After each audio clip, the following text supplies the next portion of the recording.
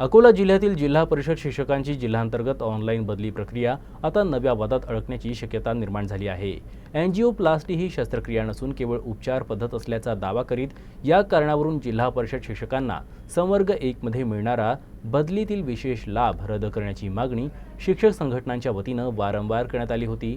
महाराष्ट्र राज्य शिक्षक परिषदेने या प्रकरणी आक्षेप नोंदवत न्यायालयाचे सर्वोच्च निकाल आणि इतर संदर्भ दाखल करून संवर्ग 1 लाभ रद्द करण्याची मागणी केली। या पार्श्वभूमीवर जिल्हा परिषद अकोला अशा शिक्षकांना बदली प्रक्रियेतून संवर्ग 1 मधून वगळण्याचा निर्णय घेते की त्यांच्या केलेल्या बदल्या कायम ठेवते, याकडे शिक्षकांचं लक्ष लागलंय। उच्च न्यायालयातील सुनावणीपूर्वी शासनानं महाराष्ट्रातील सर्व जिल्हा परिषदांच्या मुख्य कार्यकारी अधिकाऱ्यांकडून एंजिओप्लास्टीचा लाभ घेतलेल्या शिक्षकांची सविस्तर माहिती मागवली। यासाठी संबंधित जिल्हा परिषदांना आदेश कळवण्यात आले। या घडामोडीमुळे जिल्ह्यातील जिल्हांतर्गत ऑनलाईन बदली प्रक्रियेवर तात्पुरता परिणाम होण्याची शक्यता व्यक्त केली जात आहे।